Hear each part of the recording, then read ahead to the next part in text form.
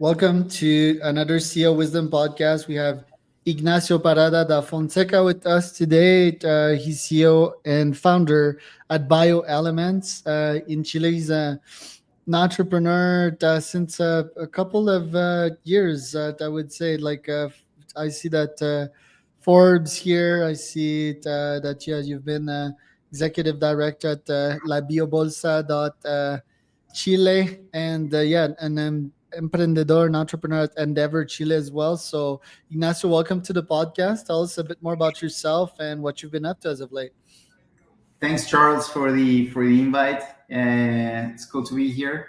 And yeah, I mean, I've been doing or trying to be an entrepreneur since I think 2015. Actually, it's a nice story, I think, because I was working in a law firm. I'm a lawyer, and I got this newsletter from a place like when you work in a law firm, like you get a lot of newsletter with new potential regulations and that kind of stuff. And I read a newsletter that said that Patagonia was going to be the first place in Chile to ban plastic bags. And then I said to myself, boom, there's got to be something, there's something here. And that's how I got into Bioelements. Basically try to search, a solution for this very specific legislation in Patagonia. And almost 10 years later, we have a very nice company doing a lot of stuff. So, but that was the inception of the company. So every time I see Patagonia, I get excited. Very cool. And yeah, tell me about these bio bags. What are they about, and why have they been created?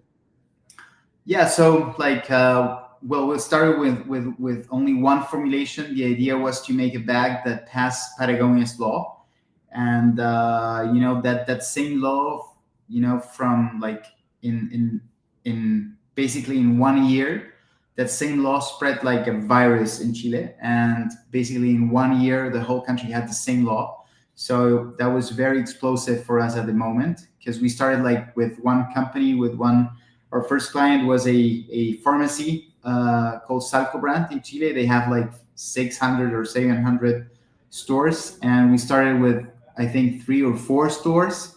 And so it was a very small PO, but it was a very important PO to us. And from that moment, when we had the possibility to deliver the PO, and with all these laws at the same time, it was amazing how explosive the growth was. So basically, what we did was to try to find a product that worked as conventional plastics, but without the conventional plastics inside. That was the idea. And at the moment, the product that was almost like leading, or there was a product that was going to be used to fulfill or to comply with the regulation, was paper. And I said to myself, man, paper, you gotta cut a tree to make paper. I mean, otherwise, I don't like paper bags usually. So that was the idea of the company. That was really the point where we started, and here I am. Here we are now. Let's go. Fascinating. And yeah, what kind of growth did the company see in the couple of years that you've started it? Well, Chile is a very nice place. I don't know if you've been, but it's very cool. It's a very nice place. Yeah, I mean, we have the Andes, we have the mountains, we have a lot of valleys, and we have obviously the ocean. And it's a place where, if you compare it with other places in Latam, and especially also with the US, we have like very strict and very complicated environmental laws. And I think that's a very good point. If you think about it, Chile is like one of the first places to compete with decarbonization, the use of renewable resources in energy, et cetera, et cetera. So this is a place where a lot of things are trying to happen within the environment and that kind of stuff. But it's a very small place. So obviously, when you grow, when you have a company that is growing consistently, and you have like, I don't know, I think we made our first million in 2016, but 2017, like, we didn't grow as much as we expected, because the because the market is small. So first thing what we did is we noticed that that same law from Patagonia was actually being copy paste in Peru and in some states in Mexico. So that was great because we had the opportunity to go. We already had the experience, we already had the product, and we already had like the compliance part of the product itself, and that's how we got 2018 and 18 and so on, open in Peru and then Mexico, and then we started to grow much bigger, and that was like that was amazing. And then the same thing happened in Colombia, and then in some states, some cities in Brazil, and now in the US. So basically, it's been like really organic, but at the same time, we had this very favorable wind from the legislations and the laws and all the environmental laws that are happening within plastics, which is a very very big problem. Right. And tell me about the technology itself. How do you distinguish yourself from competing solutions there? Yeah, I think obviously since we started, we've created many different formulations and to try to comply with the environmental laws from every country. It's very different to work in Brazil and to work in Mexico and be approved by the state of Washington or Massachusetts in the states. So you need to be like very flexible in order to have the most amount of formulations and the most amount of raw materials in order to comply with the laws, and at the same time give to the clients, to our customers, like products that will actually work. So that's one of the most important parts of Bioelements. And I think you were here on I can see my website over here. And as you were scrolling down, I saw one part that says we are biodegradable in many places. If you go a little bit more down, so that is something very important because our products and most of our products, we have more than 30 formulations today that are being sold, and 20 of them almost are biodegradable, not only in compostable situations, either at your place or in industrial compost facilities, but also in conventional places. If you think about it, we work under the principle of reality. So what happens usually is that what happens, Charles, when in your house, when you get with all the trash, all the organics, the inorganics, the papers, the trash, the cans, the bottles, all that stuff gets mixed in the end, right? Sometimes. So that's what happens in most of the places, in the States and in Chile and basically everywhere. So if you think about it, what we are trying to do is to make products that are not only biodegradable in perfect conditions, but also in places like a landfill, or what happens if the product gets to the ocean, or if the product gets to a park. That's the idea behind it, to work as nature packages an orange. Right. And how fast does it biodegrade? How is it different from competing solutions? Well, it's a very good question because obviously in nature, everything requires some time. It's not magic. Like nothing transforms or disappears. Everything transforms, and it requires some time. And what we've been able to prove scientifically, like we've been working with more than 15 labs across whole the Americas, including the States and Mexico, many others, is that our products biodegrade from 3 to 20 months, depending on the conditions. So that's pretty amazing if you think about plastics or conventional plastics that take more than 400 years to degrade. So it's a very nice time frame, in my opinion. Right. And what's the cost of these? Have you brought it down to a scalable level? Like, let's say this bag here, Yeah. what would it cost me as a business to buy it via the conventional plastic bag? When we started, we were like maybe 80% more expensive. So obviously, no one's gonna buy something when you don't have the right pricing, right? So price needs to be at the center of every business. So we've been trying to be as competitive as possible, and we had the today, if let's do a nice comparison on that right now. Like not even a bag. Let's take like we have a client that is Kimberly Clark in Mexico, for example. And if you think Cotonel, it's a very well known overwrap for tissue paper. So we're doing their overwraps, and we were able to be 3% more expensive than conventional plastic. So that is amazing because we don't have any conventional plastics in that formulation, and the product is super cool, and it just works great in their machinery and so on. So 3%, maybe 10% more expensive. It's actually Right. not That's so very much. good because they can also advertise that the bag is responsible, and I guess they can get that 3% in eco-conscious buyers that would buy these, right? Yeah, and I mean, we did a study last year, and we asked in from the States, Mexico, Brazil, Chile, like all the countries that we operate, and we actually asked the customers if they would be, if they care about about the environment and about the packaging, because two things that maybe don't go together sometimes. And they basically, one of the things that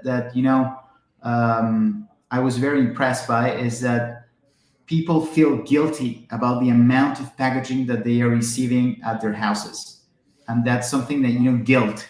That's a very profound feeling, in my opinion. So the all the brands, not only retailers, but also like CPG brands, food packaging brands, they need to think about their packaging in a way that it's going to be useful. Obviously, it needs to package something, needs to work as a very good packaging, but at the same time be positive and not have a negative externality and forever, which is what is happening today. Very cool. And yeah, tell me about the extent of the plastic problem nowadays. I think what's getting a lot of attention is like the microplastics found in our food and in our gut ultimately, right? And I think that's when humans are waking up because we found these microplastics in marine life's guts for quite some times in animals, right? So how big is the problem? What's the real impact it has, and can we solve it through companies like yours? Well, I think the problem is not about plastic itself, is the way that we've been working alongside with plastic, the way that we manage trash residues, organics, inorganics, everything. So I think the problem is not per se on the product, but it's on the way that we work with that product and the way we handle that product. So in my opinion, the way that we work on it with it, the way that we manage trash and things once we don't use them anymore, it's a total nonsense. So plastic, is one of the big issues here, but we also have like big problems with clothes, for example, like, and many others. I can just to give you one example.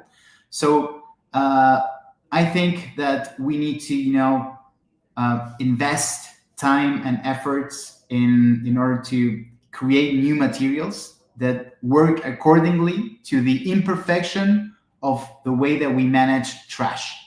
That's the idea behind it. And I think that nature is very intelligent. You can peel a banana, for example. How long will that banana packaging, the banana skin will last in nature? Maybe it will last 20 days or maybe 10 days. I don't know. So we need to try to simulate that, try to work with that, with that idea. And that's what's actually behind Bioelements. And that's what we've been trying to do, solve that problem with reality and with science. And not only with like good intentions, with like real formulations that actually work. It's not magic, takes some time, but they work in perfect and also in imperfect conditions. Love that. Cool. And yeah, is what is the extent of that problem? Like we're seeing wildlife probably die and being impacted because of that, but like what's the impact on us humans as well of having microplastic in our system? Well, I don't even know the the damage. Like it's something that is being studied right now. But obviously, it's from what we know, it's supposed that we are eating like the like almost three credit cards and the amount of plastic a year. So that's a lot, and obviously that's something that is supposed not to be inside of you. And I think we need to work work on that. Obviously, um, you know the problem is very big, not only for the wildlife, as you said, but also for the humans, and also for something that is very important, in my opinion, is, um, if you think about plastic, take a look at the river, for example, like a polluted river or a street. uh, the visual part of that is just no one will like that. So if you think about it visually, and not even have the information about what's the damage, or if it's hurting your body or not, I mean, that's something that visually you can't have. So we need to fix that, and that's the idea behind bio. Interesting. You produce these bags in Chile, right? Like, tell me a bit more about your supply chain and logistics there. Not well. We started in Chile, obviously, for logic reasons, but now we're producing in the States, in Mexico, in Brazil, in Colombia, in Chile, and Peru locally. And so it's something that it's very cool. We've been partnering with local factories to use like the existing machinery, and that's been very very interesting, because we've been in a way recycling factories that otherwise would have died, because of the existing regulations and so on. And I think there is an